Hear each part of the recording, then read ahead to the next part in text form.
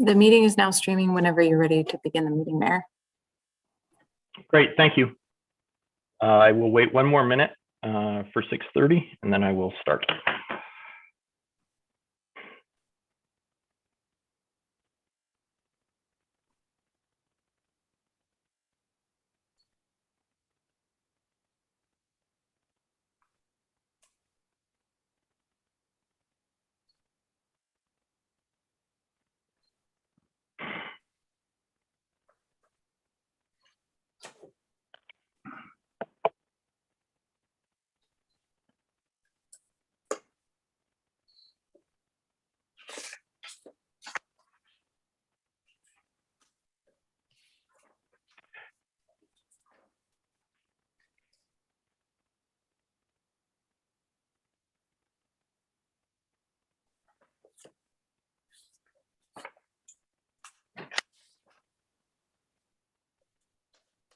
Okay, it is 6:30, so I will call to order the regular council meeting for Tuesday, May 25th.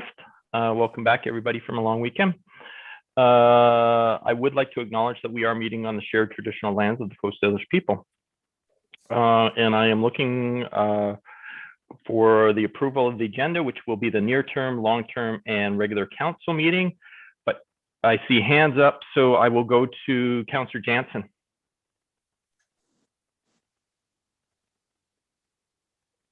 You know what? Sorry, before I do, Councillor Jansen, I forgot to do a verbal roll call. So I'm going to do the verbal roll call first, and then I will come to you for discussion in regards to near-term, long-term, and the agenda. So if everybody could please unmute, I will just do a quick roll call. Councillor Day? I'm here. Thank you. Councillor Parkinson? I'm present. Councillor Jansen? I'm here, and I was just going to move the motions, Mr. Mayor. So that was it. Oh, okay. Thank you. Councillor Logan? At present. Councillor Baxter? Present. Thank you. And Councillor Kobayashi? Here. Thank you. I'm not seeing any other hands, so I'm going to say that the agenda has been approved unanimously by us. I will go to staff to ensure that there is no public participation this evening. That's correct, Mr. Mayor. There's nobody that's registered to speak and no correspondence has been sent in. Great, thank you. Mayor's message, don't have anything other than obviously we probably have all heard the good news about the province reducing our restrictions.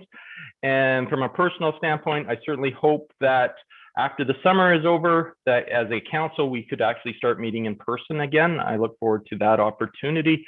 So hopefully we'll be seeing everybody back in the council chamber starting in September. That is it for me. So I will go to 5, adoption and receipt of minutes. Looking, we have regular council meeting minutes for May 10th. Is there any errors, omissions? If not, I will say that this motion or they are adopted unanimously, which I will say they have been adopted unanimously.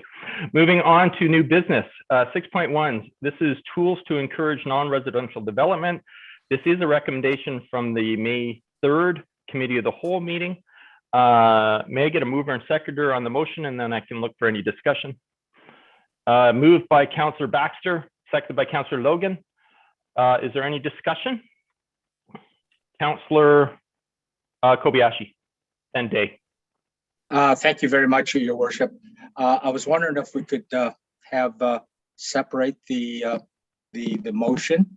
I'd like to have the one that staff be directed to bring forth a report investigating and identifying possible sectors of geographics for inclusion into our revitalization tax exemptions program for consideration. I'd like that one separated out of the overall motion.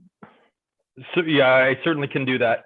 And sorry, Councillor Kobayashi, I was looking for in throughout the motion. Is that the second paragraph? That's correct. Okay, great. I will sever that off and call 2 votes on that. Councillor, is that it, Councillor Kobayashi? Yes, thank you very much. Thank you. Councillor Day. Thank you. I'm good. Okay. So what I will do then is I'm going to call the question on the entire motion except for the paragraph 2, which Councillor Kobayashi has asked to have severed. I will call a separate vote on that. So I will, or actually, Councillor Kobayashi, would you feel more, do you care which order we do it? No, I don't care. That's Okay. fine, Your Worship. All right, then that's what we'll do. So presently we are voting on the entire motion except for paragraph 2, and I will read that one more time. And that staff be directed to bring forth a report investigating and identifying possible sectors of geographic for inclusion into a revitalization tax exemption program for consideration. So that is not in the motion that we're voting on presently. Those in opposition to the motion, please raise your hands. Councillor Day opposes. So that's going to bring us, so that motion passes. And so now I'm bringing back to the second part. You just heard me read it. Is there any discussion on that motion? I'll give one more opportunity if anybody would like to discuss that specific thing before I call the question. Seeing none, I will call the question. Those in opposition to what I just read?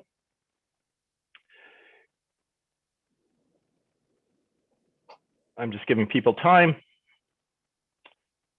And Councillor Kobayashi and Councillor Parkinson oppose.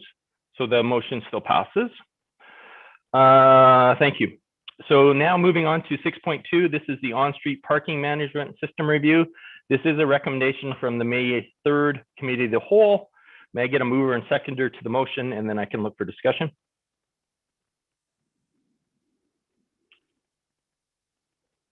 Thank you. Moved by Councillor Parkinson, second by Councillor Baxter. Is there any discussion? Councillor Kobayashi, then Day. Thank you very much, Your Worship.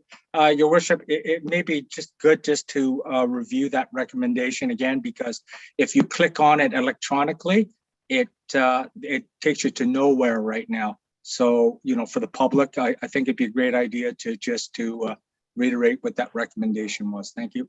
Sure, yeah, absolutely. And so the motion that is before us right now is that the staff recommends action. Is that the motion that I'm moving? Sorry, I'm just looking it off my agenda, but I'm not sure if that's the motion.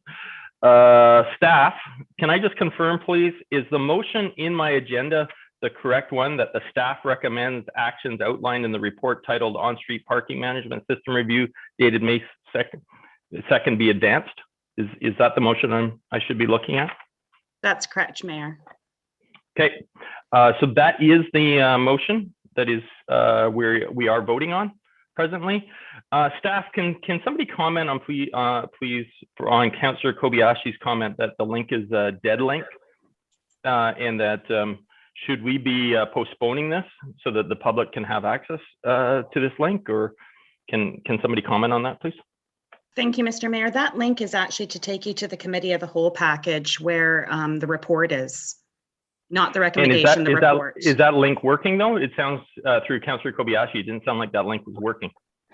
It was, and I can't check it while I'm in the meeting. I apologize. Okay. All right. I can check it on I will my take phone. I will take Councillor Kobayashi at his word that it's not. I don't think he's going to mislead us on that one. So, Councillor Kobayashi, do you know how long has that link not been available? I tried it twice today, and I tried it once yesterday, and I couldn't get it to go through. Okay. So. Okay. Thank you. Well, Sorry, we'll Mr. Mayor, I can confirm that I've just had messages from 2 members of staff that said the link worked for them, so I'm not sure what the issue is. Okay, great. Thank you. We'll figure that out. Councillor Kobayashi, anything else? Nope, that's it. Thank you. Great, thank you. Then Councillor Day, then Jansen. Thank you. I just wanted to comment on the on-street parking management review that I cannot support the recommendations because it's still predicated on continuing to reduce the amount of parking that's available. And what I'm seeing in other nearby communities is that problems that we used to associate only with downtown Victoria are now spreading everywhere. And not having enough parking is just so very difficult to fix after the fact that I can't support this system that we're embarking on, which is to basically clamp down on street parking when that is going to be a serious problem for us in the future. Thank you.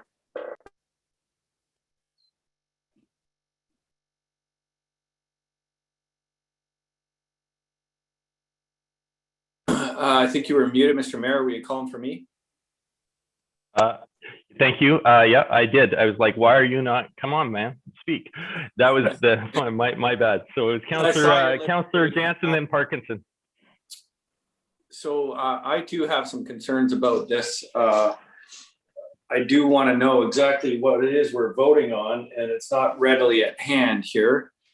I have some significant concerns about, and I expressed those in an email. So I'd just like to know what it is that we're, what exactly, if someone can reiterate specifically what the staff recommendation would be prior to a vote.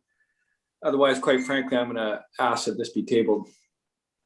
Okay, thank you. I'm going to go to Mr. Earl.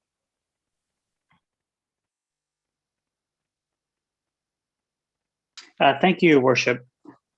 On page 39 of 184 of the Committee of the Whole report, there's a table, and on the right-hand column of the table, there is an indication whether this is a staff endorsed for further exploration, and there's a series of yeses beside the items that staff at that committee meeting were recommending that we proceed with. If council is interested, I'm happy to read that list, and or this item is not of an urgent nature. And so if council would like to postpone this item to a future meeting, we can specifically include this table in that agenda package. I'm also happy to read them out now.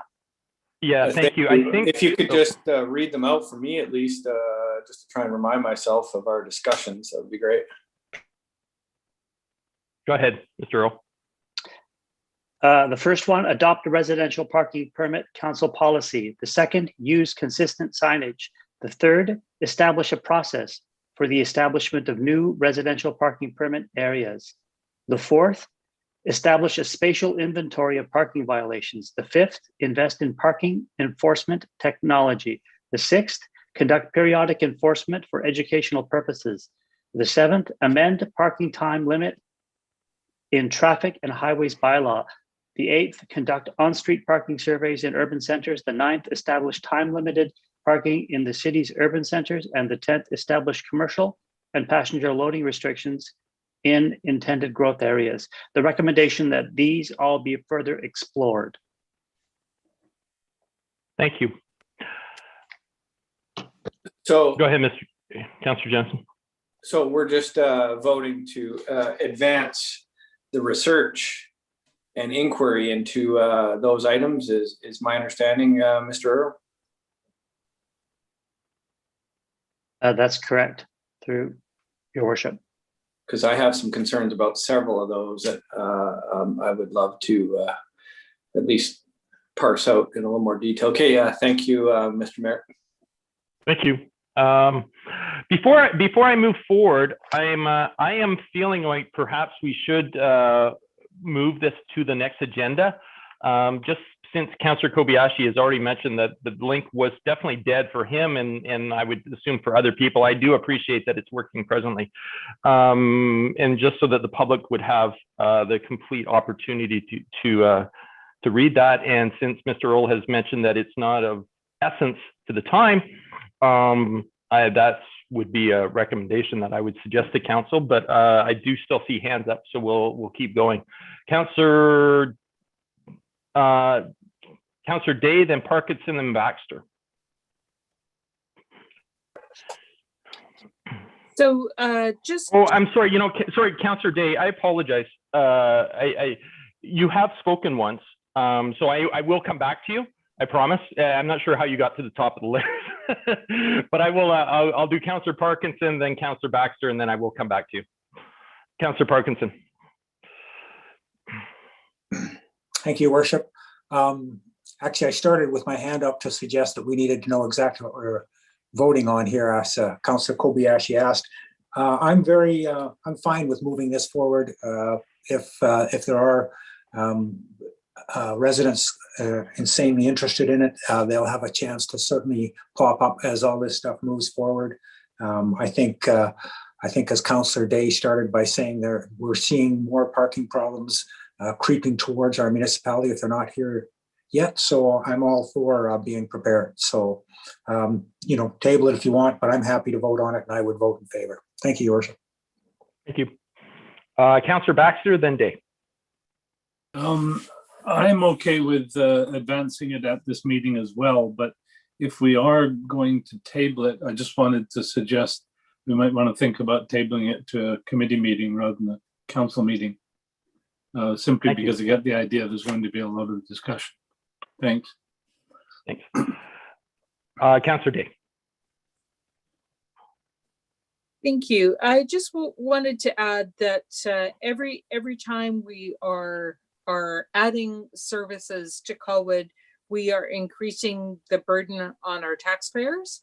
So it's fine to try to think outside of the box, but for we have had a number of issues where we've had consideration of them, and we've looked at reports and what's the best way to advance them, but we haven't looked at whether or not cumulatively that's an affordable fix, and that's maybe something that we need to look at budget next year.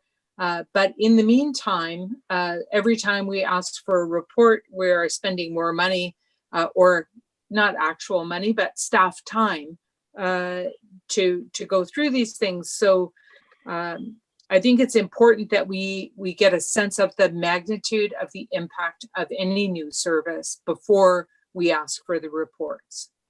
Thanks. Thank you. I do have a motion on the table, and I'm not seeing anyone wishing to defer, so I am going to call the question. Those in opposition to the motion? Councillor Day opposes. That motion passes. Moving on to 6.3. This is in regards to the Painter Road and Metchosin Road corridor upgrades, and in regards to awarding the contract. Is staff speaking to this evening? Through the chair to Mayor Martin, yes, Deanna Elliott is on the phone, and I will be running her PowerPoint presentation while she's speaking. Deanna, if you can look at your phone to unmute appropriately, and then cue me in when you need it. I'm hoping I did that already. Can you guys hear me? Yes. We can. Can? Okay, excellent. Thank you. Sorry for the technical difficulties here. So I don't have video, and I will try to do my best here. Brent will be running the slides for me, and here we go. Thank you. Good evening, Mayor and Council. I'm pleased to bring forward the short presentation for the award of contract for the Painter Road and the Metchosin Road corridor upgrade project. Slide 2, please. On the map, you will see. I don't know if I'm actually. Let me just see if I'm actually just presenting my screen. Do you guys see that up on the page? Yeah, it's not in presentation mode, Mr. Mueller. It's in it's in edit mode. There you go. There. Which one do you see? We do see it, but we also see speaker's notes. All right, then. I almost want to leave them there. There are no notes to give away, so I'm going to leave it at that, if I may. Yep. Okay, so are we in the project area screen? Yes, we are, Deanna. Okay, all right, and here we go again. The attached map shows the location. Yes, sorry. Oh, sorry, just a minute. Councillor Day is. We are looking to get rid of give subtitles a try. There you go. Councillor Day, go ahead. That was Councillor it. Day? Thank you. Okay, Okay, are we good? we are good now. Okay, thank you. The map shows the areas of the project. One is on the chosen road from Benhomer to Cotlow, and the other section is on Painter Road from the chosen to Dressler. The scope of work includes sidewalks and bike lanes, which will improve pedestrian and cycling connectivity and allow safer routes to the schools within this area.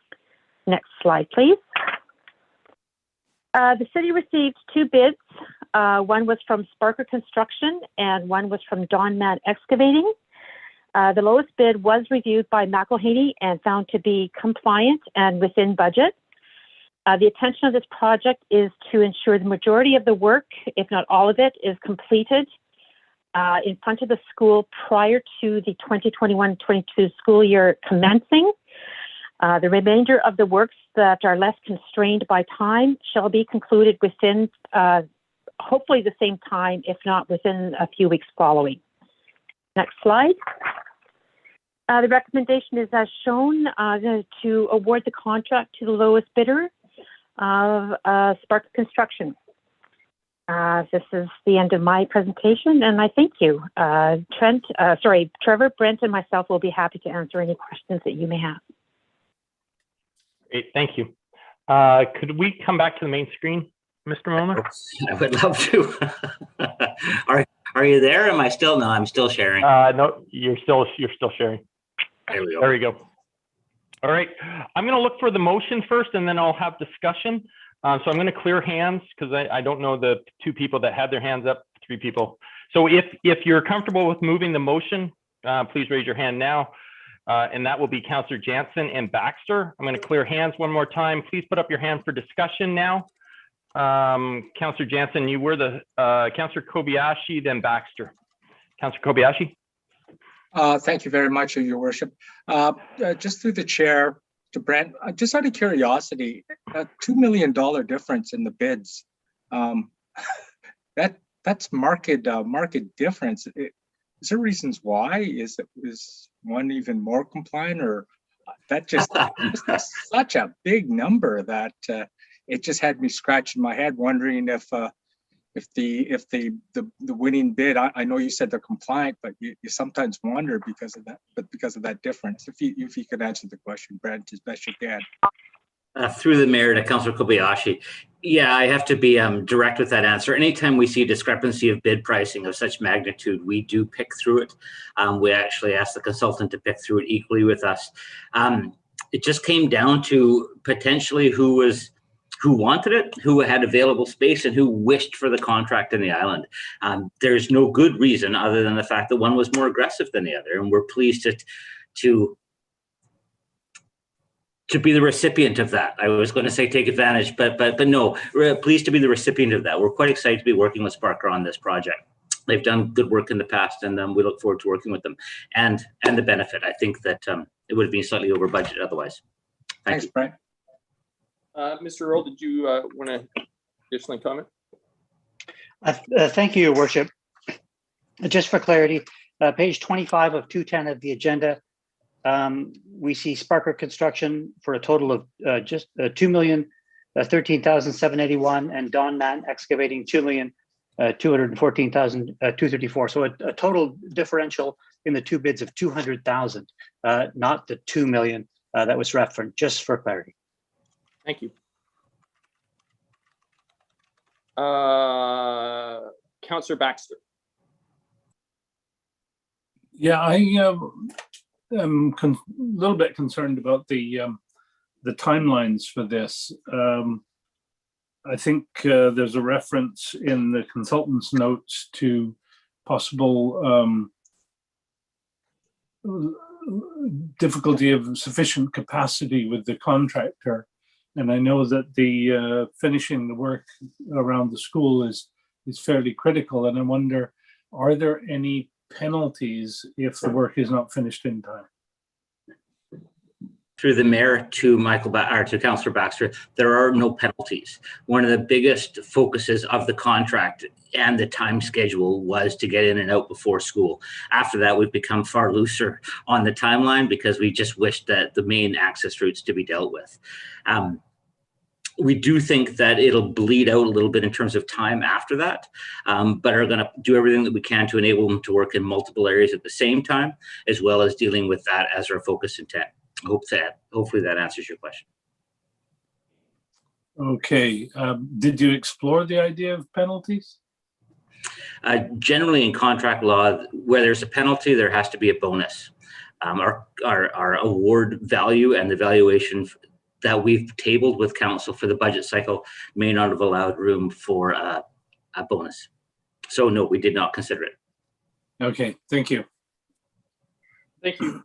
Councillor Parkinson, then Jansen. Thank you, Worship. I guess my concerns were somewhat like Councillor Baxter's. I just look at the speed and the burn rate that would be required to spend that much money in the time frame mentioned, and it seems pretty aggressive. But again, I think I agree with Mr. Molnar. If we get the school done, perhaps we don't need to be as aggressive. I wonder also if I could ask perhaps Mr. Molnar is the right person just to comment on budget versus construction cost, how the overall budget, including, I see they're asking for 15% contingency, and there will of course be some engineering costs in there, how that relates to the overall budget, whether we can still say we're under budget or not. Thank you. Through the worship to Councillor Parkinson, we're only under budget in the sense that we've reduced a portion of the scope. So we're actually pretty tight to the budget with the considerations that have been tabled. Almost, you know, we've chopped $500,000 worth of work, which is that area from Hatley to the south. So it's pretty tight. I know that's not a direct answer to the question. We can go into details, but I don't have that information quite ready for you today. Okay, thank you, Worship. Thank you. I see Ms. Hempting's hand up. Ms. Hempting. Thank you, through your worship. Just to complement what Brent was saying, on page 2 of 3 of the award of contract report, we do include a summary for you there. The Painter Road, like Brent was saying, we are looking, when we include a 15% contingency on the recommended tender amount, we are looking at coming in just about $20,000 shy of budget. With the Machosen Road project, however, we are looking at coming in at closer to $650,000, where we had a $1 million budget, and that primarily is due to the change in scope of the works there. Thank you. Thank you. I will go to Councillor Jansen. Thank you, Mr. Mayor. I looked through this, Mr. Molnar or whomever. I really looked with enthusiasm to see what was happening in and around the school. And I just wonder if you can speak to, obviously we don't have detailed designs in our package here, but generally speaking, can you speak to the school and the areas in front of the school? It's already a pressure point for drop off and pickup. Whether any consideration in that regard had been factored into the planning? Thank you very much for that question. And through the chair to Councillor Jansen, the school district, that was one of the areas that we wanted to review most directly with the school district. It is impacting their present parking use along that corridor, and it's impacting it to improve the safe route to school objective, improve their accessibility options for their multimodal users, as well as improve some of the drop-off zones. We did have to review with them the impact, what they could do with on their own lands to improve that, and then review how they'd be communicating that to the people that park there on a daily basis.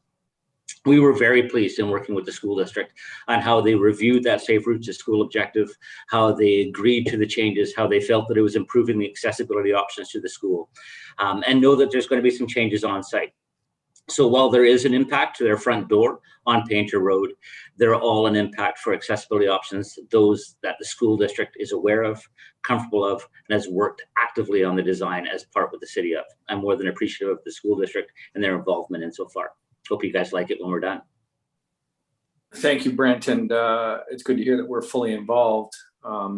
My fear is in the changes that, of course, we're going to likely drop some well-used quick parking drop-off spots, which, although it may be safer for the kiddies, well, I guess, sorry, they're junior high school aged, to get in and out of the school and walk on the sidewalk, that we may anger some of the drivers, given the pressures there. So is there a plan on behalf of the school to append to the works that we're doing and make some adjustments on their side of the property line? Thank you very much. And through the chair to Councillor Jensen, the parking that's been impacted for the accessibility improvements is that which is provided for the staff and faculty. It was moved from their lands to create room for bus parking out onto the front to make use of the right of way. So I guess, not mincing words, we're taking it back for accessibility options. And for that needed to have the school district communicate some of that impact to those teachers and provide other parkings. They have the parking available on site right now. And so they're actively working with the CRD on some safe route to school initiatives. And they are planning on doing minor improvements to the lands. We haven't yet seen them in so far. Thank you. Thank you. I'm not seeing any other hands, so I'll just comment just before we vote on this. Very excited that we're moving this forward. I get a lot of comments from a lot of members in the community who feel as though that the city is investing a lot of money in new neighborhoods, for example, Royal Bay, Royal Beach, those type of things, and feel disappointed that they don't seem to be getting anything in their specific neighborhoods. I think this is a great example of demonstrating how we're providing additional services throughout the entire city. Very excited to be supporting young people getting to school safely as well. So I think this is fantastic. Councillor Baxter. I just wanted to make it clear following your remarks that the city is not investing a great deal of money in the new neighborhoods. All of the work is paid for by the developer. Yeah, thank you. I didn't get that far. I saw your hand. I was going to explain that next. That yeah, it is the development community that is paying that, but there's a perception out there that it's the city doing that work. So thank you for clarifying that. We work well as a team. There you go. I'm not seeing any other hands, so I'm going to call the question. Those in opposition to the motion? Nobody opposes. So the motion passes. Moving on to 6.4. This is in regards to the Allendale Road Works and Services and the award of contract. Staff? Thank you very much. I'd like to introduce Helen Lockhart, who will be leading us through this. Thanks, Helen. And if you need me to jump in with PowerPoint, I can. Thanks. Okay. Thank you, Your Worship, and Brent and Council. I'll just share my screen. Okay.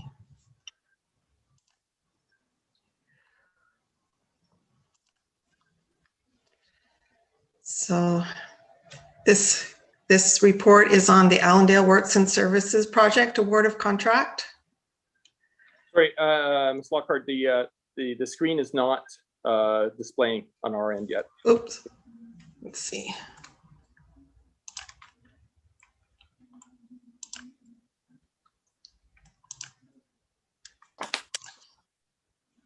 Okay, just bringing it up now. Okay. Oops. Can everyone see it now? We can. Okay, thank you.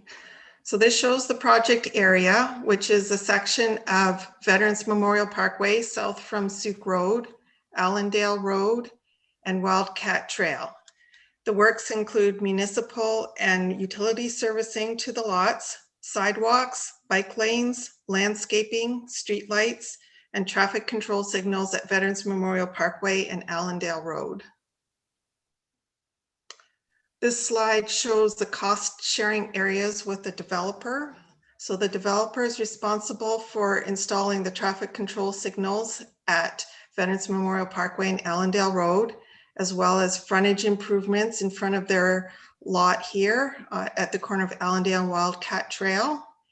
And they're also responsible for the cost for landscaping 2 of the median islands. So 2 bids were received for the project. The lowest bid was found to be compliant and within budget. This date of substantial completion for the project is expected to be February 28th, 2022, and servicing to the developer's lots is expected to be completed by September 30th, 2021. So the staff recommendation is that the contract be awarded to BD Hall Constructors Corporation. This concludes my presentation, and Brent Molnar and I would be happy to answer any questions you have. Great, thank you. Before I go to questions, I'm going to look to council to move the motion, and then I'll go to questions. Councillor Kobayashi and Baxter, your hands are up. I'm just going to look to you two first. Are you comfortable with moving the motion? Yes, your worship. Okay, thank you. Sorry about that. This is me knocking over my iPad. All right, then I will go to you. And Councillor Baxter, are you comfortable with seconding that? Great, thank you. Yes. Thank you. I will go to Councillor Kobayashi. Okay, thank you very much. So this is where I meant to ask the question, Brent. Sorry about the $2 million. And thank you to the CEO for publicly calling me out on it for my BS. But this is where I'd like to ask the question. And hopefully, I would assume it's the same response, Mr. Molnar.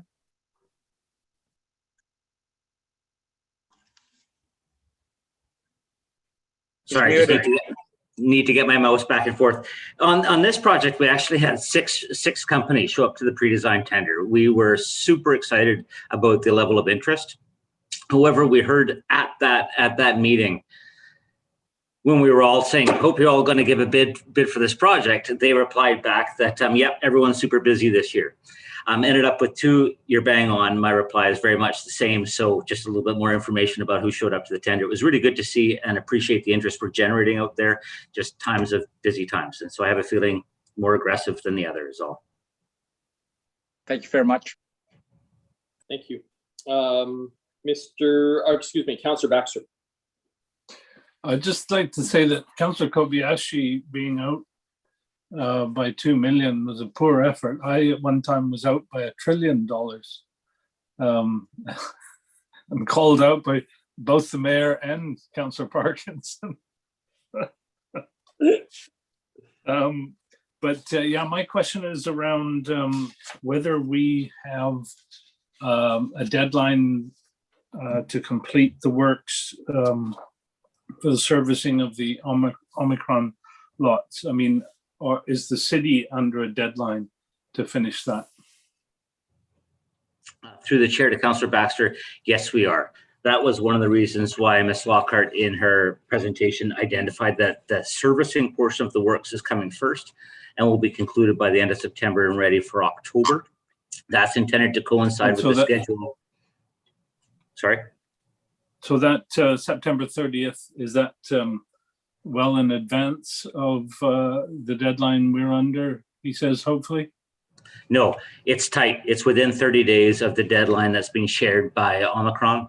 And we're working with each other to try and schedule rock transporting across the road works. Tried to make it as easy on the contractors as possible, but no, it's tight. But we're being very specific on the underground component and the surface in terms of accessibility. All the top dressing, curbs, drainage, catch basin tie-in, and asphalt will come after that. And so we'll again carry on into next year. But our underground servicing, the intention is serve the land and provide accessibility to the lands is the goal before September 30th. Okay, thank you. Councillor Parkinson. Thank you, Worship. I just got a few questions. Maybe I'll spit them all out and you can answer them in the order you like.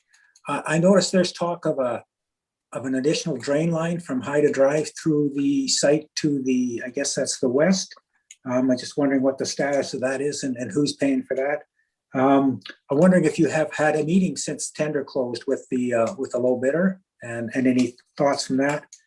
And then I wonder if you could just give me a high level overview on what happened with the Omicron contribution. That's the project has gone up, substantially in cost, and their contribution is sort of half of what it was initially projected to be. So those are the questions I have today. Okay, I think I'll handle through the chair to Councillor Parkinson. I think I'll handle 1 and 2 and ask Helen to go into 3. Starting at 2, because I've partly forgotten the 1. Our meeting is tomorrow, 9 a.m. after this meeting of council tonight with the contractor to schedule the award. We wish to make it an active live meeting, and so it's 9 a.m. tomorrow morning so we can get started right away. Councillor Parkinson, what was question 1 again, if you don't mind? Not at all. The drain line shown on some of the drawings from Haida Drive over to, I guess, Allendale. So the drain line has been an item of discussion quite intermittently between the developer and the city. The city approached it as the developer's cost. The developer approached it as the city's cost. We've ended up with the developer paying for that line, and they're working to take portions of it within their land, and J.E. Anderson is working on the design on behalf of the developer. Okay, and item 3, which was the Omicron negotiation to come from the offered amount to the amount that they've agreed to pay. Helen, would you mind handling that one? Yep, through the chair. Yeah, so the difference in price was the original cost estimate was done in 2019. And at that time, there was a really low estimate for the hydro works. They came in at, I think, over $1 million over what was originally budgeted for. And the quantities that were estimated in 2019 for the developers' works, some of them were quite a bit higher than what was eventually agreed to. So there was the original estimate, and then there was contingencies put on it that was carried through that didn't take into account the difference for hydro, and we didn't know the exact quantities for the estimated quantities until this year for the actual works. So that's where the difference came in. Great, thank you. Councillor Jansen. Thank you, Mr. Mayor. I think we need to hurry up and vote on this because it's probably going up by $100K a minute as far as construction costs. And answer me this, Helen or Brent for that matter. It says here BC Hydro civil works are to be done under this contract and these costs are included in the tender price. What are we referring to? Is that all the underground servicing or what? Through the chair, yes, it's the underground servicing, the duct banks, and BC Hydro will come in later with the power lines and the connections to the transformers and things like that to power up the development. Gotcha. And then the community's on the hook for another $750,000 for the hydro. Is that right? Through the chair, yes, that's the estimate. We haven't got the final amount yet, but that was their latest estimate. So again, going up by $100K a week, I'm sure. I think that's about it, Mr. Mayor. Thanks. Great, thank you. I'm not seeing any other hands, so I'm going to call the question. Those in opposition, please raise your hand. Nobody opposes. That motion passes. Moving on, thank you, staff. Moving on to 6.5. This is in regards to 594 Latoria Road, side yard setback variance. Staff?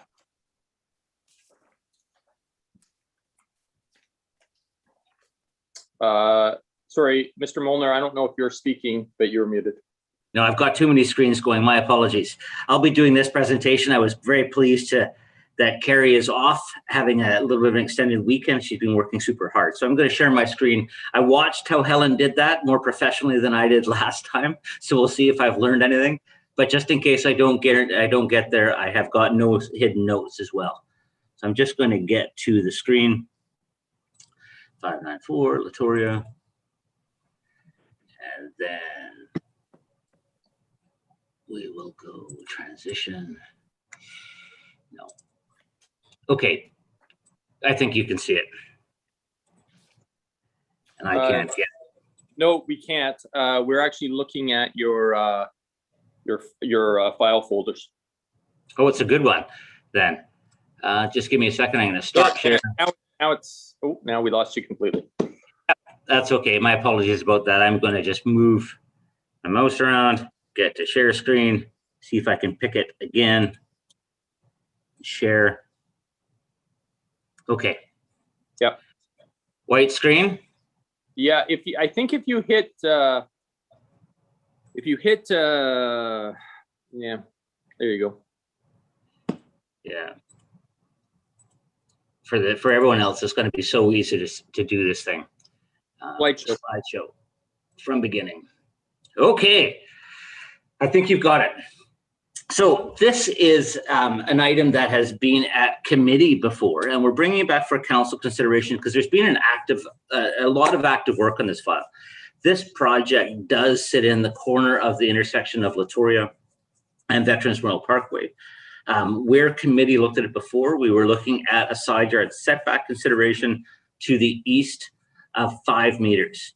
The developer was live with us in that meeting and recognized that committee expressed some concern about the side yard, and so was willing to take it away and work out with his architect. So here we are asking for a development agreement amendment as well as the side yard variance consideration tonight. So our recommendation is that the development agreement listed there be prepared and the public hearing be waived as a result of the fact that the variance request that's coming forward requires public notification and an opportunity for public input.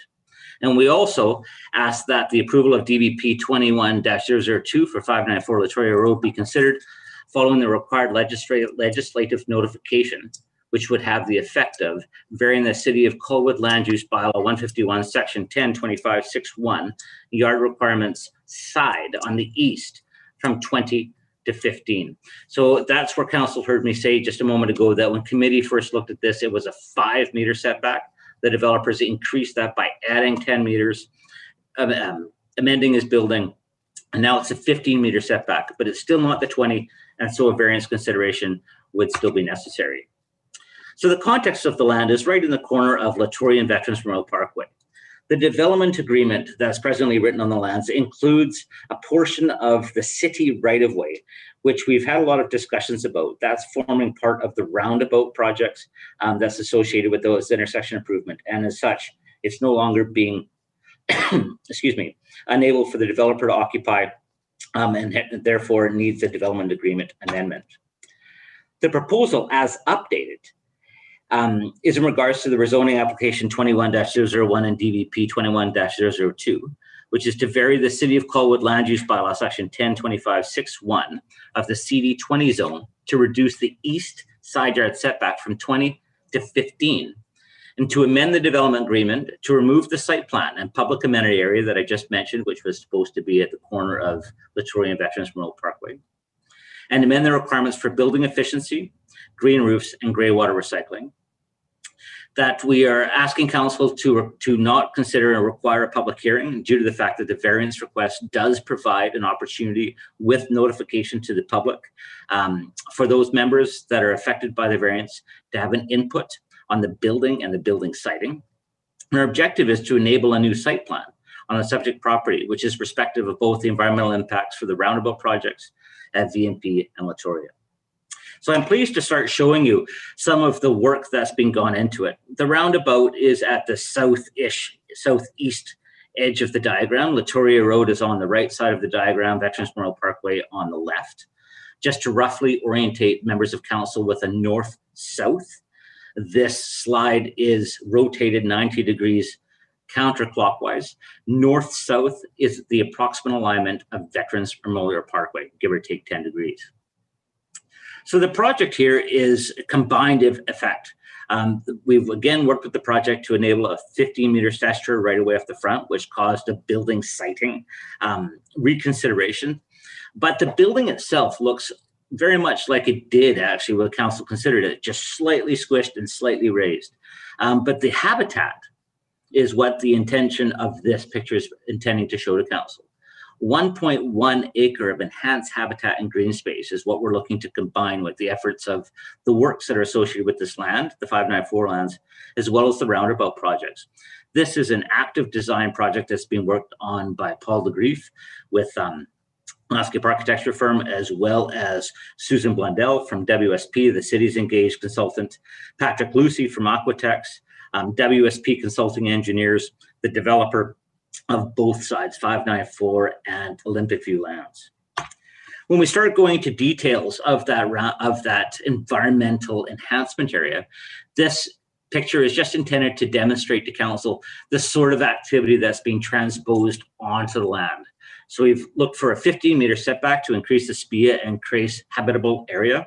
What this does is try and bring about some south exposure, which is important for some of our species of aquatic and amphibian life. And this couples with our study, which WSP is doing for the entire rest of the creek system, which is going along quite, I was going to say quite swimmingly, but that would be a pun. But these little areas that you see identified here in blobs are the different environmental segments and areas that are forming the necessity of our application to the Ministry of Environment and Flynn and DFO. So there's how the 1.1 acres of enhanced environmental areas come into play. So there has been a notification sign posted on the subject property as per council policy. That's in regards to the development variance consideration to notify all the affected peoples. And the DVP notification will be provided to properties within a 75-meter radius prior to the council meeting in which that development variance consideration is put forward. So our options are in and around, mostly around the public hearing. That amendments to the development agreement listed there be prepared in the public hearing be waived to the variance request, which provides for public notification and the opportunity for public input. And that the approval of the DVP for 594 Latoria be considered at the council meeting following that notification period. So that's what means by the required legislative notification, which would have the effect of varying the City of Colwood land use bylaw number 151 in regards to the yard requirements on the east side from the zoning limits, which are 20-meter setback to a setback which is 15 meters.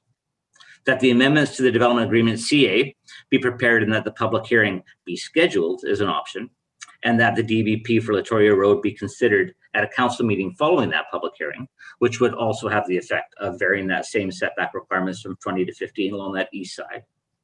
The council defer the request for further information, or that council deny the request. Thank you very much for your attention tonight. I'm available to answer any questions that you may have. Thank you. Now, if I can unshare.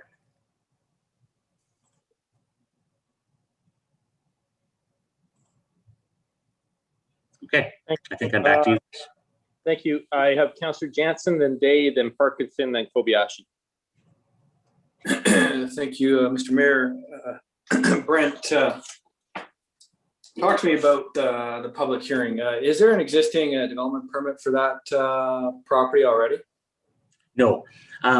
Through the chair to Councillor Jensen, the DP was never issued, but when it was originally zoned, and it has held zoning for a number of years, that development agreement requires amendment, and that requires public opportunity to speak. That would be where it requires the public hearing. So what's amended in that development agreement is the use of that amenity area for the private purposes of the land. It's now public purposes of the land.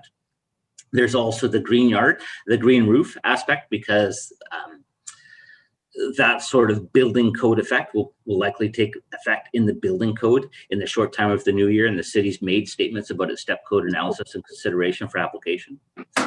And so we're bringing more of the development agreement back in line. And through that development variance process, that is where, again, immediate notification is required, and we will be posting notices in line with the sign, and the public is invited to that meeting. So it's a quasi-public hearing in regards to the setback and the siting of the building.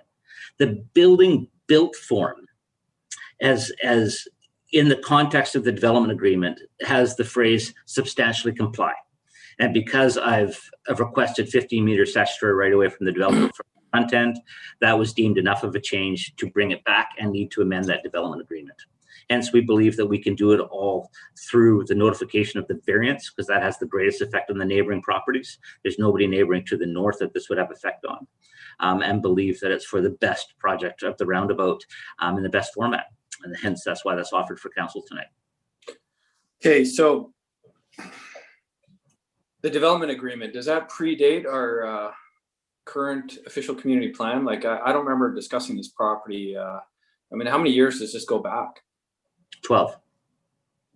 So why would we bypass consulting with the public when really this development agreement predates the public consultation that we did with regard to the official community plan?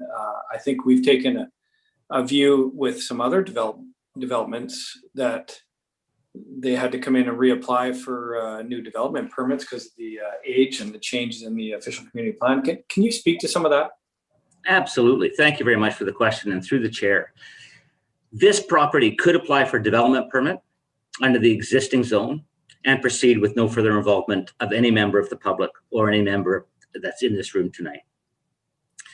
Because of the combined effort for the roundabout, we felt it was best to find as open of a way as possible to share with council what was going on. It's been an active fact. The environmental consideration is an active play that has engaged the change on this project. The developer hasn't necessarily wanted to engage the change.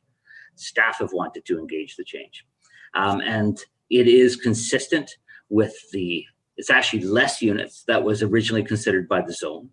It's a similar shaped building, has very, very similar amenity features. So it's hitting all of the tick boxes, except for the fact that we've come in and we've told the developer to please work with us and shrink their building, please.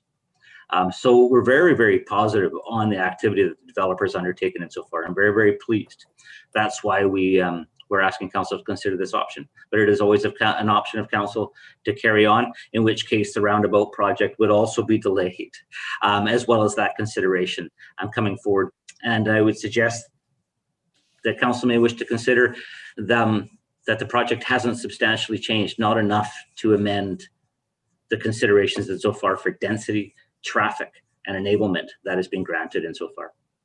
Okay, well, I guess the only concern I have is, I mean, I've been here a couple of years now and I haven't had a chance to consider this project whatsoever. So I really know nothing about it. So we're just relying on sort of a shared history. I have concerns about bypassing a public process. It also feels to me like, it just feels to me like, is the community being extorted somewhat because we want to put in the roundabout? Like, can you help me with some of those thoughts or feelings, Brent? Help me achieve a level of comfort? Absolutely. What we've done in Appendix 3 of the report, which is page 112 and 113, is shared with you the images. Those are the images that do reasonably meet the terms and objectives of the development agreement. And what staff have done in the report is tabled what we've removed from the development agreement. It's not the density, the developers leaving density on the table. It's not the look and form. The developers actively worked with that, except for giving us a greater environment. What it is the developers' use of the public lands, which was entitled to be sold. And this council didn't consider that either. It was a previous council that considered that we would not sell it to the developer to meet the terms of that development agreement. And so when we boil right down to it, what portions of the development agreement would the public be interested in? How the building's sited, the environmental interface, I think is strongest. And hence that's why we've outlined for you those changes. Well, there's some pluses there, and I see them as well. And by the way, if this comes to pass, I'm going to remember this lovely flowing stream, and the only thing missing are the swans and the goldfish. And I'm going to make sure that it looks exactly like that. But I guess my issue is, how is that site adaptive?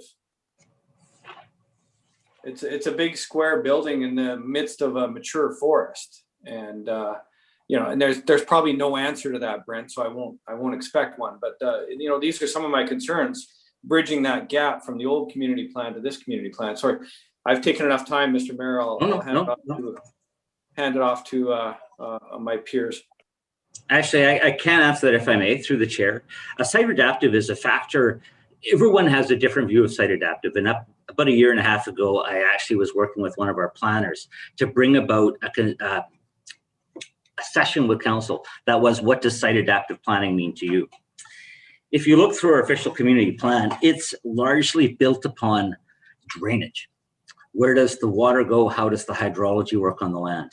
And so this development in this plan has been picked through by our environmental consultants, both Aquatex Environmental as well as WSP Environmental, in regards to that aspect of drainage. And that's why we bring forward the 1.1 acres of combined benefit.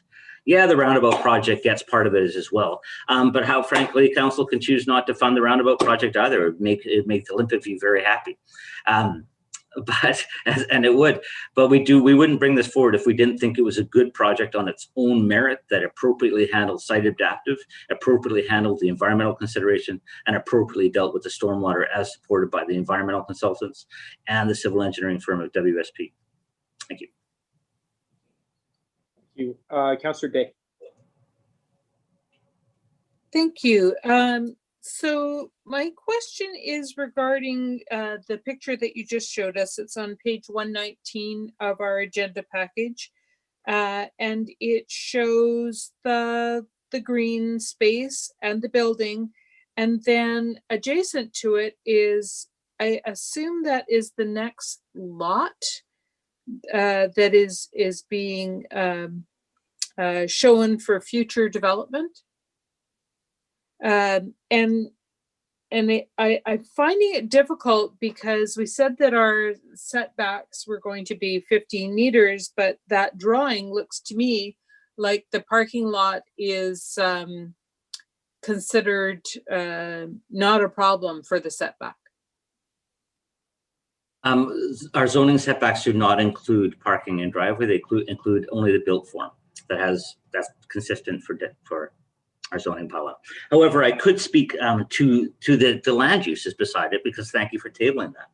So immediately to the east of this property is a panhandle property that exists on a 6 meter wide pan that goes up and forms a back piece of the property. While the city and the staff have not reached out to the person, they would be part of that notification. There's where the developer heard that side yard setting to the building was too close, and committee expressed that quite actively last time. The developer heard that as well. However, the developer is knocking on their door to see if they can work a combined project, because our east-west roadway at the north portion of the site is intended to serve that property and land. The developer of 594 is the owner of the land beside that panhandle to the east.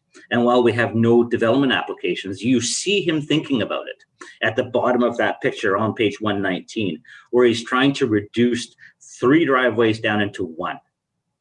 Although that's not part of the roundabout project right now, it is part of active discussions, which again work to provide environmental benefit and sensitivity. Those projects will come forward independently, if they come forward at all, at a time appropriate. And so that just allows me to contextualize a little bit of the properties to the east. Thank you very much for the question. Okay, thank you. And also, it appears that the drawing shows another roundabout on this property in very close proximity to the other roundabout. Is that not an issue? That's the roundabout that, or the accessibility to the other options that the developer would like to do. He's put it on the last couple drawings. I do think it encroaches too close to the creek, but the developer wished to demonstrate to council as well as staff that he's thinking about how we can continue the environmental benefit as it runs down Latoria. And so that was his attempt to say, Brent, if we do something like this, we can shave off, we can move 3 axes down to 1. Which he believes to be a benefit. That part, he can't build it anyway because it doesn't own those lands yet, but that's his intent as he continues to work forward. Thank you. And I just want to finish off with a comment, and that is in regards to the public hearing. I realize that there is a cost to holding a public hearing, but I also think that it is very important that our public be engaged in the most recent iterations of what's happening in our community so that they can give their thoughts. Certainly the community had a great deal to do with the OCP that has driven much of the changes to the plan to this point in time, and I think that they should be engaged. Thank you. Councillor Parkinson. Thank you, Worship. I was heartened to see the change in the setback from 5 meters to 15 meters.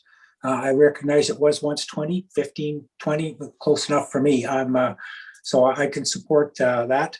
I wasn't wild about the 5 meter setback. The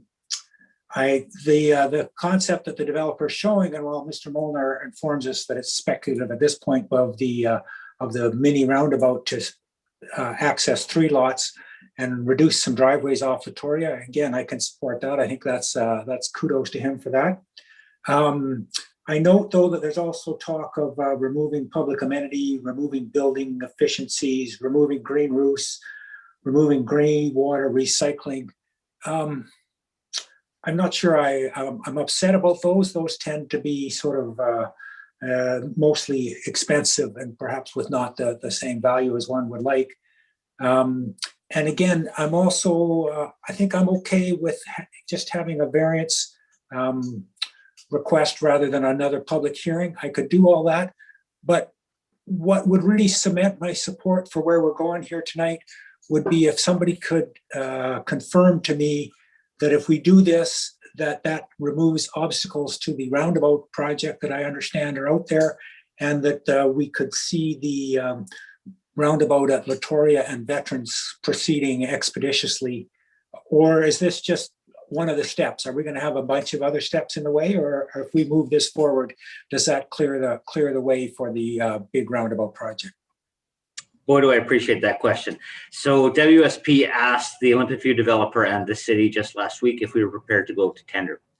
We are a week away from submitting to the province in terms of our environmental considerations in the project, and then we're all mapping forward some unknown time frame.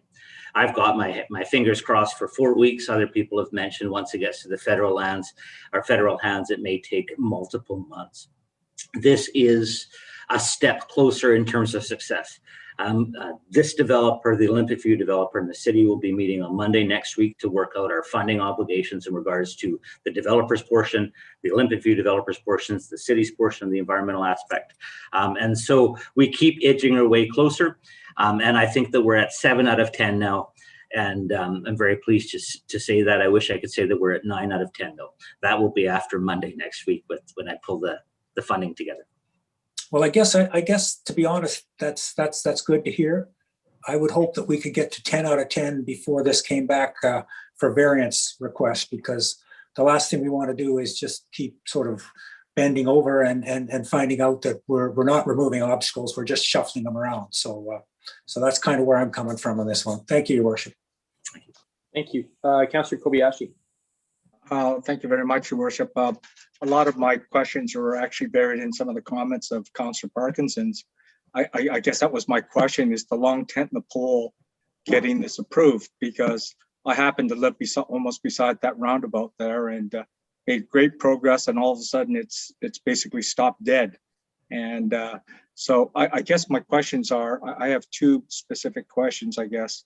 And first of all is, I mean, it's beautiful. The plans look really beautiful. And I think you partially answered this. You're having a meeting next Monday to discuss how this is divvied up and who's responsible for what cost. I think that's what you said, Brent. Is that correct? That is correct. So that was one of my questions, like who is responsible for the works, because it sure looks expensive to me. I tell you, moving that creek is wow, that's good luck. So that is going to be the long tent in the pole, I can tell you that right now.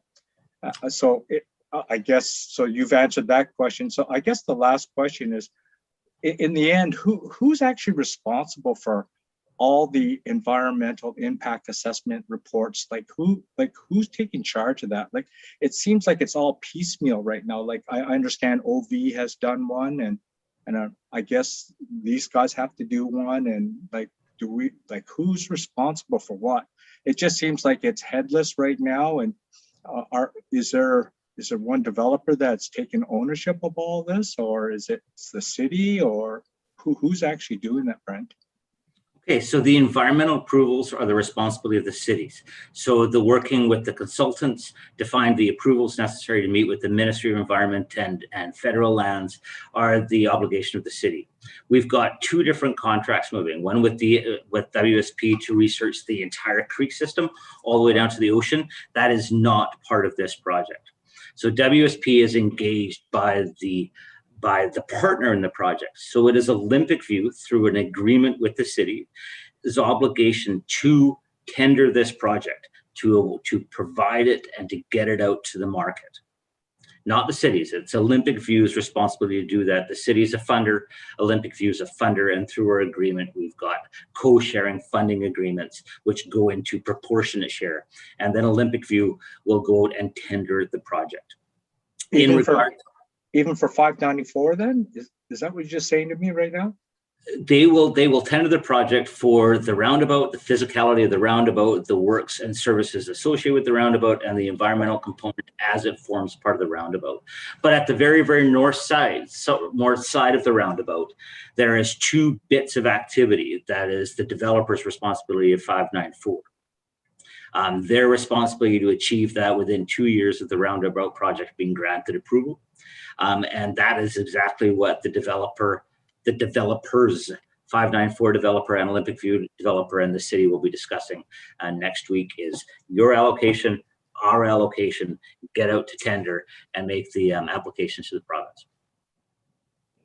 So will you be coming back to council or committee of the whole with the results of that meeting then?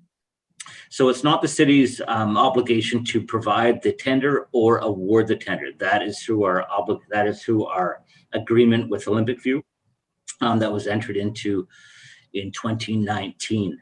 I do plan to bring a memo back so I can keep council informed about the budget cycle of the project and how those awards relate, because we'll be reporting on that anyway. And so I'd like council to be aware of it. Thank you. Thank you, Brent. Thank you, Councillor Baxter.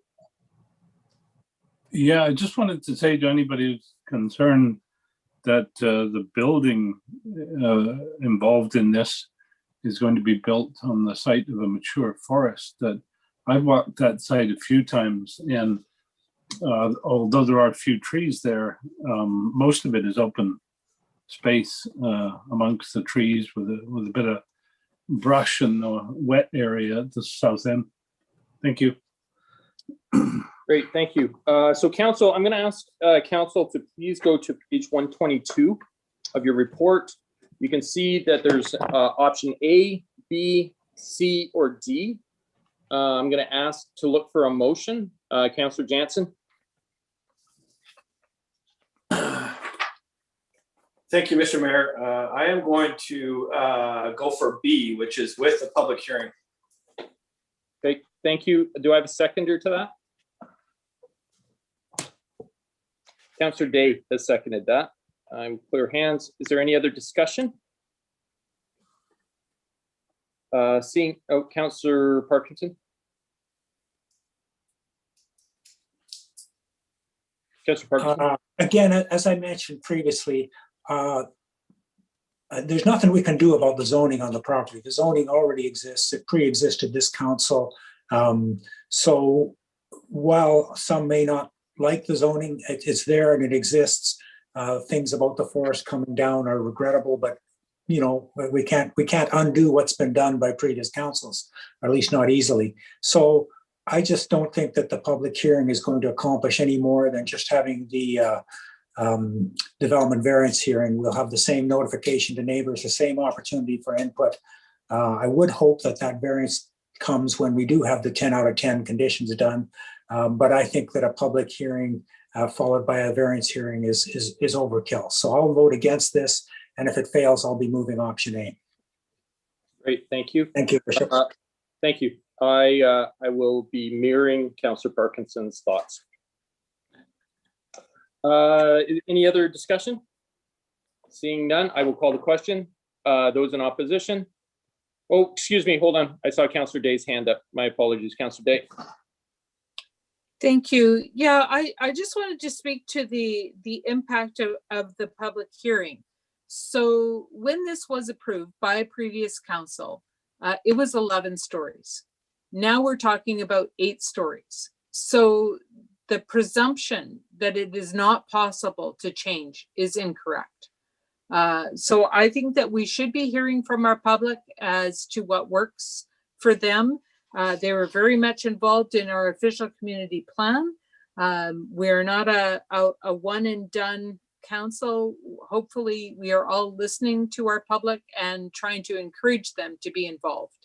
So I'm just speaking in favor of having a public hearing where everybody feels invited to make their views heard. Councillor Baxter. But from what I heard from Councillor Day, I think there's the implication that council is lowering the height of the building from 11 to 8. What was that the intention of what you said, Councillor Day? Those are the facts as I know them. So question to Mr. Molnar, who has lowered the height of the building from 11 to 8? That is the developer. So this developer is quite unusual in this in the sense that they're very, very focused on that built form and what they showed and identified. And so they felt that the contextual nature, because it was compressing from the sides, needed to be respected. And so they left units on the table. They lowered it on their own free will. And so further question, that does not change the zoning. That's merely the developer exercising his right to build less than the zoning, which every developer has. Correct. Okay. And I agree with Councillor Day's feeling that the public should be invited to give their opinion, but I think we should only invite them to give their opinion when their opinion can affect the result. I think because, and staff, please correct me if I'm wrong, but because this site was rezoned and there were conditions to do with that rezoning, and we have been, put the developer through a lot of work and a lot of time wrestling with those conditions, that if council were to take something away from the zoning at this point, the developer might be able to come after the city for basically having made a deal and then reneged on the deal to the expense of the developer. So I think that if we just invite the public to come and speak to the change in setback that's happening, which is the only thing that council is going to touch at this moment, then we're not wasting anybody's time. We're inviting them to come and talk about exactly what's going on. Please, if anybody feels I've got that wrong, please correct me. I'm not seeing any hands, so I don't think you are incorrect, Councillor Baxter. Thank you. Thank you. I don't see any other hands, so I am going to call the question. This is B under options. So I will, Councillor Baxter, did you wish to speak again? No, I was voting. Oh, you were voting. Oh, sorry, you were just keen. A little bit early. Yeah, no, that's all right. So those in opposition, please raise your hands. Councillor Baxter, Councillor Logan, Councillor Kobayashi, Councillor Parkinson, Mayor Martin have opposed. Councillor Parkinson, did you want to move A? I would move A, yes. Great, thank you. May I have a seconder to that, please? Seconded by Councillor Logan. Discussion? Seeing none, I will call the question. Those in opposition? Councillor Day opposes.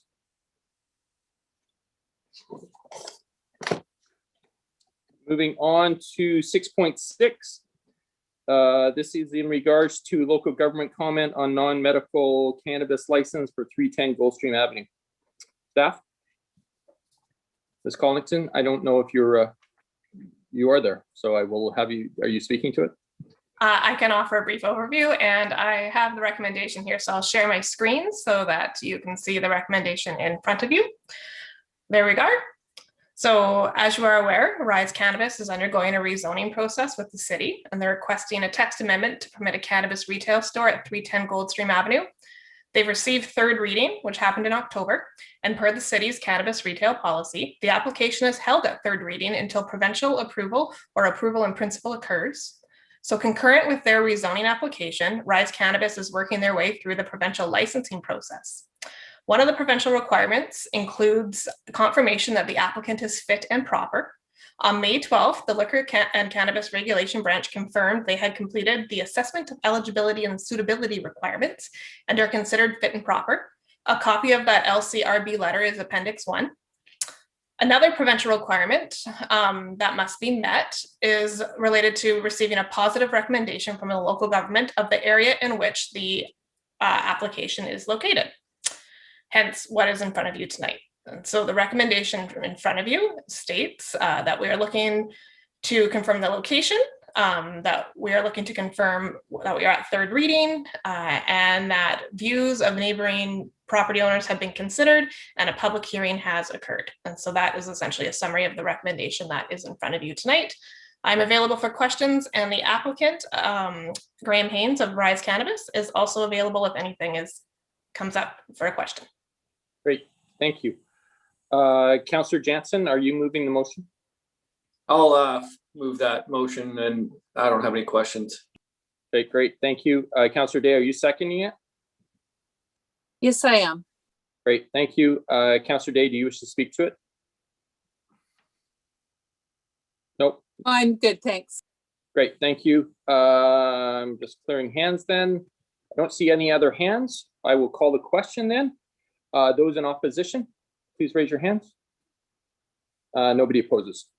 Moving on to 6.7. This is in regards to bylaw number 1836, development cost charges for roads. Staff, do you wish to comment? Yes, Mayor Martin, thank you very much. I've got a very, very short PowerPoint that I'd like to run you through. It'll probably take me longer to share my screen than it will to actually run through the PowerPoint, but we'll give it a shot, seeing as how I'm on my third time lucky for tonight. I think that you can see that screen in front of you. We can. Oh, good, good. And that I think I can get the slideshow up. Good, so let me know if it goes off the rails, but otherwise I think we're good with the white screen. So tonight I'm tabling for your consideration third reading of development cost charges. However, I'm doing that with a little bit of change.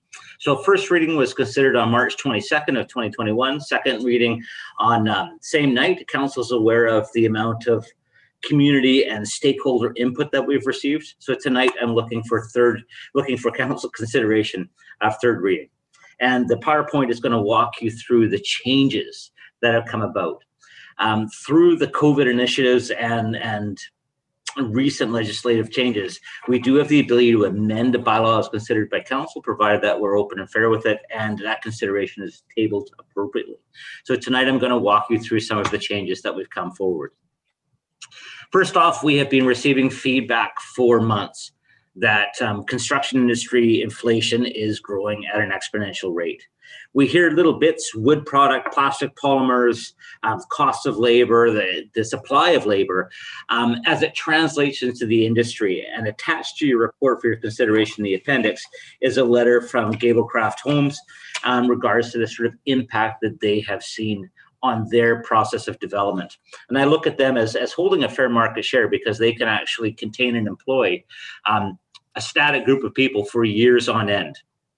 So ultimately, in consideration, first and second reading, we brought forward some rates, and I'm asking council to consider an increase to those rates to allow for inflationary factors. That increase, as I've tabled, is 15% across all factors except the consulting budgets. So this translates into an increase of units rates payable. And this has been communicated to our DCC stakeholder group. And insofar, I've personally reached out to several of them, and I've got no concerns as tabled. The screen that you, sorry? Sorry, are you planning on, are you switching, sorry, is your screen wishing to be changed? Like, are you, like right now, we're still on bylaw number 1836. That's all we're seeing right now. Are you changing screens? So I thought that I was, but that's fine. I will do it this way. Thank you, Rob, for, sorry, Mayor Martin, for pointing that out. So I'm going to do it this way so you can see the sliding slides on the next, because I've been ineffective of running the presentation again. So I'm on slide 3 mentally in what I'm talking about. And this gives a representation of where we started, what was considered by council on March 22nd, and what I'm tabling for third reading consideration right now. So our existing rate is that area in the lower section of the table shaded in blue. As proposed, again, lower section of the tables as of March 22nd. And you see that there's an increase to the payables for single family and all payables that are being reflected across that 15% upset in all factors of the cost allocations. So the new rates that we're tabling at third reading tonight is the $6,325 for single family dwelling units. There's also been an early review by the ministry. After second and before we brought it back to you folks, we felt that we should go off to the ministry and see if they could provide preliminary comments on what we were bringing forward. And so they did ask for a minor change. They recommended that we amend the policy that is included in your report tonight to remove the refund clause. We agreed with that removal of the refund clause because the transaction and timing of the transaction of the DCC is paid is either at subdivision or building permit. So when they ask an approving officer to sign a plan of subdivision, to get that signature, they have to pay the money. And the only way to get that money back is to not deposit that plan, to not subdivide. In which case, it's not a refund because the lots haven't been created. The other time for DCC's payable is at the time of building permit, and either they actualize on the permit as considered in issues or they don't. And it's recommended that we make it, by removing the refund policy, it becomes part of the real estate marketing transaction. So staff agree, and the third reading consideration tonight are with these clauses removed from the policy. Sorry, need to get my mouse going. So the DCC rates as tabled for you tonight, as considered at third reading, is as shown on this slide, which is page 141 of your agenda package tonight. Single family is increasing from what you've seen in March of this year. It was 5,700 and change. This year, and it's going up to 6,325. And those have been reflected to all factors of the DCC scale. As indicated, we have gone out to our DCC stakeholder group, those that were most focused on the actualization of the rates and charges. And insofar, all I've got back is good. Glad you've taken part of inflation and no concern of the change in rates payable. So in terms of where we are in regards to our approval process, I've listed out the previous dates for the first and second consideration. You've heard me say that informally we've gone back to the ministry. The formal consideration for the ministry is after third consideration, so it would be after this meeting if council agrees to move it forward as amended. And so our recommendation is that the report entitled Bylaw 1836 Development Cost Charges Roads be received, that it be given third reading as considered later tonight in the bylaw consideration sections of the agenda, and that council consider a resolve to establish the DCC administration policy as outlined in this report tonight as tabled with bylaw 1836, and that staff be directed to forward bylaw 1836 to the Ministry of Municipal Affairs for their review and endorsement prior to bringing it back to council for fourth reading and consideration. Thank you very much, and I'm here to answer any questions that you may have. I will attempt to stop sharing now.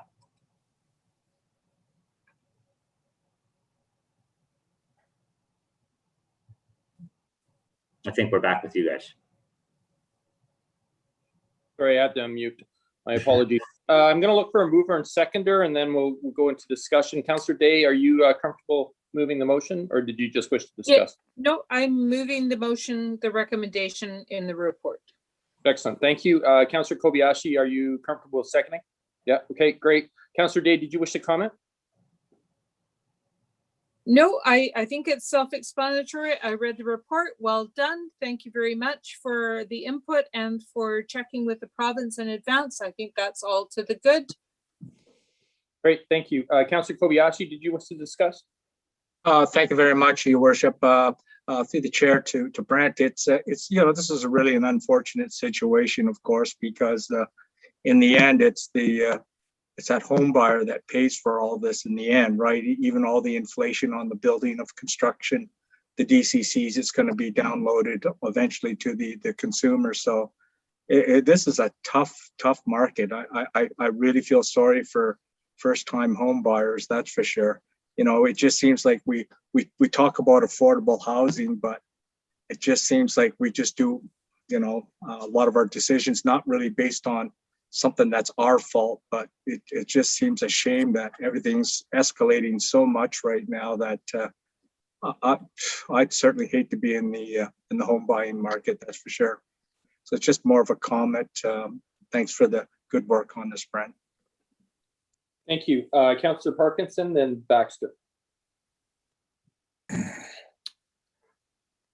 Forgive me, Brent, I just can't help doing arithmetic. So the rates for single family with suite, which again is annoying because I think it's a single family either with or without a suite, were 57, 59, 68, now 63, 25, 92. It's an increase of just under 10%, and not the 15%. And I know you said that you didn't increase consulting fees, but I suspect they go up just as much. Can you explain what happened there? Why is it not 15% rise? It all depends on the project and the degree of quantity. It's actually very similar to the Allendale gross quantities assumed from developer contribution and developer contribution not quite realized. 15% was applied unilaterally to the unit rates. No discrimination. I actually started reviewing this with greater specificity to the Gablecraft letter, looking at products that would employ resins, looking at products that would employ wood, and I was at 30% for some, 50% for others, 5% for others, and felt that was too gross of a whole scale. As Councillor Kobayashi points out, it is an unfortunate time that all these costs tend to be increasing and that they are carried forward. And staff has committed through this DCC exercises to be active in our DCC updates. And so within a tranche of, I think, early next year or midpoint next year, we'll probably be back to relook at those rates to see if they need adjusted. And well noted, Councillor Parkinson, it doesn't unilaterally apply to the math, that depending on how the factors of cost as allocated per each project come out. Some of them have grown higher than 15%. So I didn't actually go into the unit rates themselves and say this one, or sorry, the cost per single family and say that goes up 15%. It's every single unit rate, the cost that makes it up, and this is where it spits out. So some are less than 10%, some are in around 12%, and thank you for checking that. Hope that answers your question. Thank you. Okay, Councillor Baxter. I just want to say thank you for the flow chart and you are here slide. I believe I've seen this in some reports before, but I'd really like to see that in every time we consider something that has a significant process. So I hope we'll see that more. Thank you. Excellent, thank you. I'm not seeing any other hands, so I'm going to call the question. Those in opposition? Nobody opposes. Moving on to 7 bylaws. 7.1, this is bylaw number 1836, development cost charge bylaw, and this is for third reading only. Moved by Councillor Jansen, second by Councillor Logan. Is there discussion? Seeing none, I will call the question. Those in opposition? Nobody opposes. Moving on to 7.2, bylaw number 1874, main sewer LAS for 3412A Grattan Road, first, second, and third readings. I have a mover and seconder, please. Moved by Councillor Baxter, second by Councillor Kobayashi. Is there any discussion? Seeing none, I will call the question. Those in opposition? Nobody opposes. Moving on to 7.3, this is bylaw number 1875, South Sewer LAS for the same address for first, second, and third reading. Moved by Councillor Baxter, second by Councillor Logan. Thank you, by the way, council, for making those fast for me. Is there any discussion? Seeing none, I will call the question. Those in opposition? Nobody opposes. I'm starting to notice that I'm noticing Councillor Parkinson just sort of sitting back and just sort of enjoying as we're going through these now. So I guess it's time for you guys to relax. Do you want me to throw out a few Bedtime. questions? No. It's just like I'm the only one talking, which is fun. I like my own voice.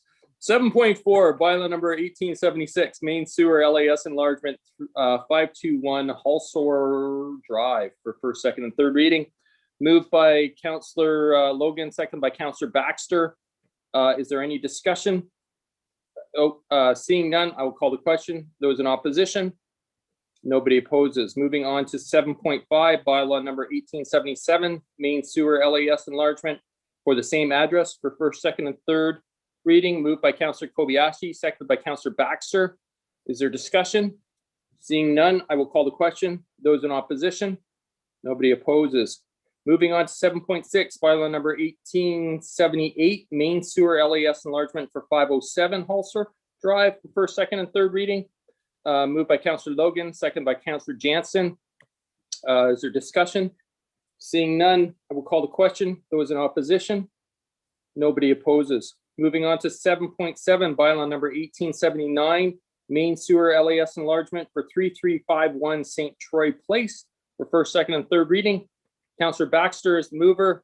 Councillor Logan is the seconder. Is there a discussion?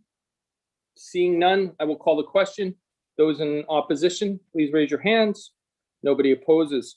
Moving on to bylaw number 1880, West Sewer LAS for 3351 St. Troy Place, first, second, third reading, excuse me. Moved by Councillor Jansen, second by Councillor Baxter. Is there discussion? Seeing none, I will call the question. Those in opposition? Nobody opposes. Moving on to 7.9, bylaw number 1887, main sewer LAS enlargement for 3306 Painter Road for first, second, and third reading. Moved by Councillor Kobayashi, second by Councillor Logan. Is there discussion? Seeing none, I will call the question. Those in opposition? Nobody opposes. Moving on to 7.10, bylaw number 1888, South Sewer LAS enlargement for 3306 Painter Road for first, second, and third reading. Moved by Councillor Baxter, seconded by Councillor Jansen. Is there discussion? Seeing none, I will call the question. Those in opposition? Nobody opposes. 7.11, bylaw number 1889, municipal tax information. This is the business license fines. This is for first, second, third reading and adoption. We're going to do it twice, so this is just for first, second, and third. Moved by Councillor Parkinson, seconded by Councillor Baxter. Is there discussion?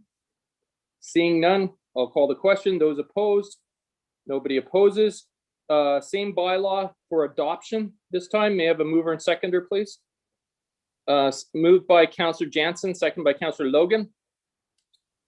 Any discussion? Seeing none, I will call the question. Those in opposition?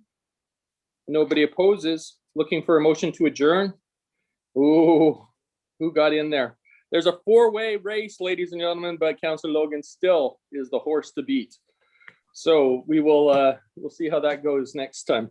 Thank you, everybody. Oh, sorry, I have to call the question. Those in opposition? Nobody opposes. All right. Good night, and hopefully we'll all see you in the pub very soon.